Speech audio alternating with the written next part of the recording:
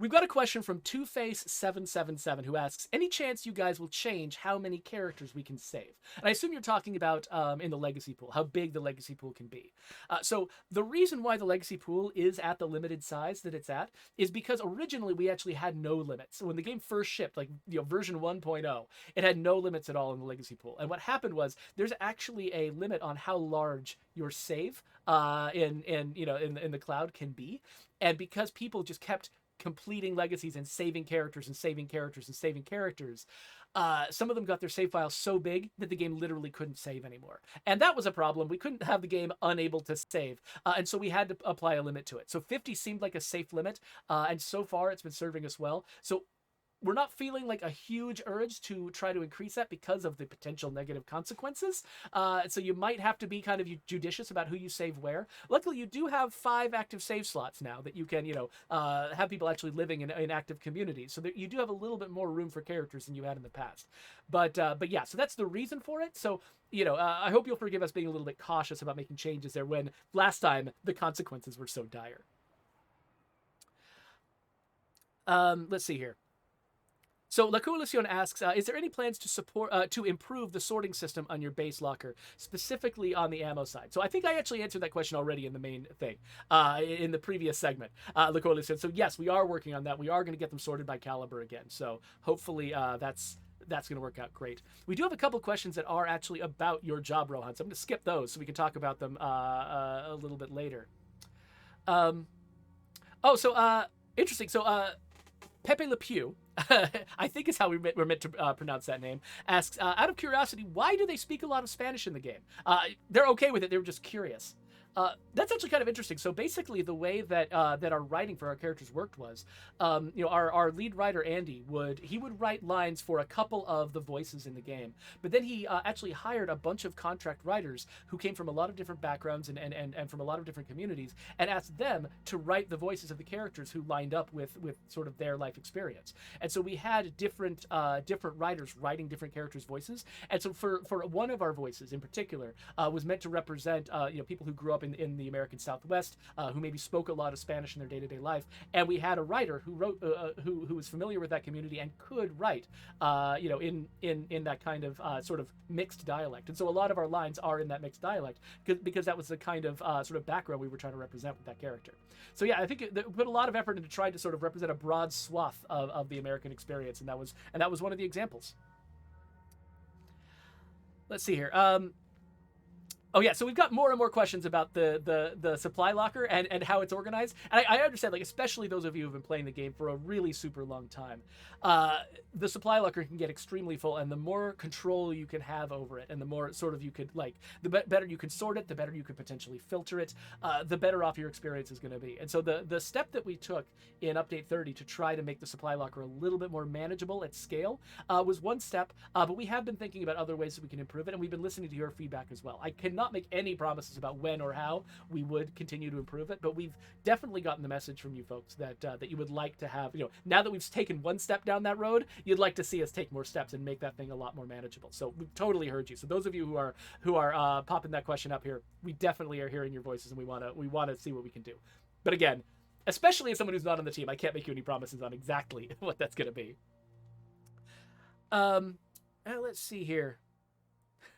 So Adam Survives wants to know, was the random number generator worked on the game? Because it seems like it's different. That's a thing that's kind of a thing that we often get. Every time we release an update, folks, the problem is our game has very, very random outcomes. A lot of aspects of our game use a random number generator to determine what is going to happen to you.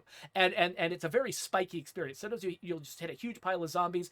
When I was preparing for this stream, I ran into a situation where there were like 4 ferals just jumped on me out of nowhere for no reason. And that happened right as I was beginning the game. So it'd be very easy for me to think, oh crap, Update 30 just added 1 million ferals to the game, because the first thing that happened to me afterwards was a feral invasion. But actually, like, it really is just so things are so random that you're always going to run into weird spikes and valleys throughout your experience. And so right after an update, everyone thinks something major about the game's random number generator has changed. It's a very common experience, but I think it really is. Occasionally, it actually is a real problem that we've accidentally introduced. Most of the time, though, it's just sheer luck of the draw that you just had. You had some kind of random experience, and it felt like the game had changed, when actually the game has always been able to randomize you, and that's just how it works.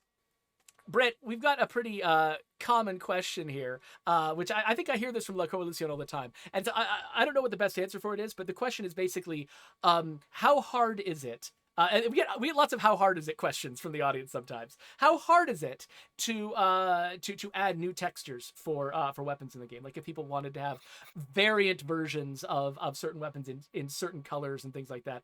I feel like, as I understand it from the outside, you and Mark and Dan and other people who've worked on this, worked on the weapons, you get a lot of very specific requests from people all the time, right? The sheer scope of it is huge. You want to talk about like what it would entail to like satisfy everyone's specific requests?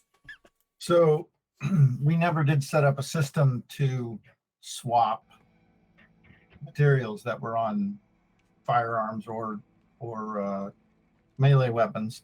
So what that entails is having to set up a new data table, and basically make a duplicate and then create a new set of textures for any new weapon. And then each one has to go through the whole process of audio and testing and all that.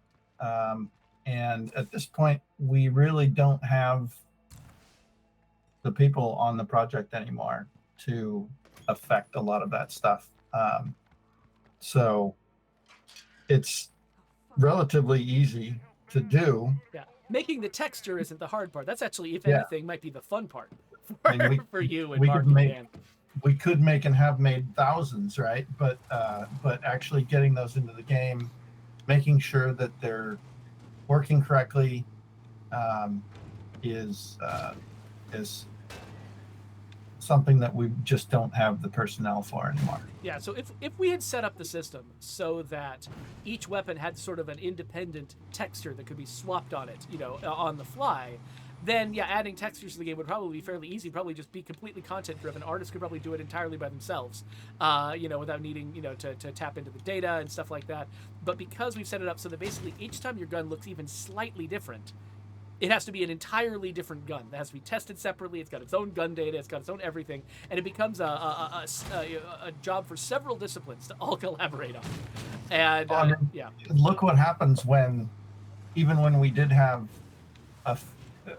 we've been sort of slowly losing people off this project for a while, and look what happens even when we do have some staff. Like we still have people asking about one of the guns that we introduced in Trumbull Valley that got replaced, but if you had an old version of it, it's still broken and will be for all time.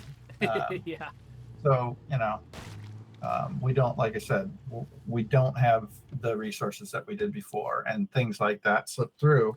So, and it would also mean that there would be a whole nother like additional gun that would stack up in the loot tables. It would stack like if we tried to do like I don't know, like a G17 in 40 different colors.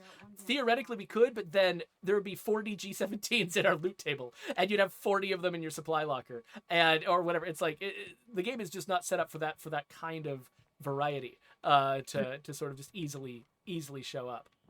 Yep. So by the way, Rohan, Adam Survives as W Rohan the Advocate. So you've got an official name here in the chat. I appreciate that. I've been reading the chat. I appreciate you guys. I'm trying my best. So, knowing Adam, he's probably already made like a giant wall-sized wooden template shield with your Rohan the Advocate's crest. Yes, Adam Survives is one of our craftiest community members, and he's actually, I think I might even have one of his pieces somewhere, but I've got a green screen behind me so you can't see it. I think I might even have one of his pieces in my office. So, yeah. By the way, I'm driving around here in Cascade Hills trying to remember where the heck the gas stations are, because the one gas station I could call to mind is already empty. I've completely forgotten where they are. Oh, hey, a question from Something Viscid. Has Plague Cure been bumped up to the top of the supply locker yet? That is a very good request. I think it's a common request, and I'm not sure where that lives, because we are aware of that request. I don't know where that lives on the priority list, but we are aware that, yeah, people would love to have really easy access to Plague Cure, because sometimes, I don't know if there's another thing that can be in your supply locker that you need to get as quickly as Plague Cure. So putting it right at the top, yeah. Interesting. Okay. I thought we had done that. Yeah, so I think right now it's not, but it could easily be that we intended to do it and it got messed up by some of the other stuff, because there's various shenanigans going on inside the supply locker right now. But yeah, I think right now it's actually kind of in the middle.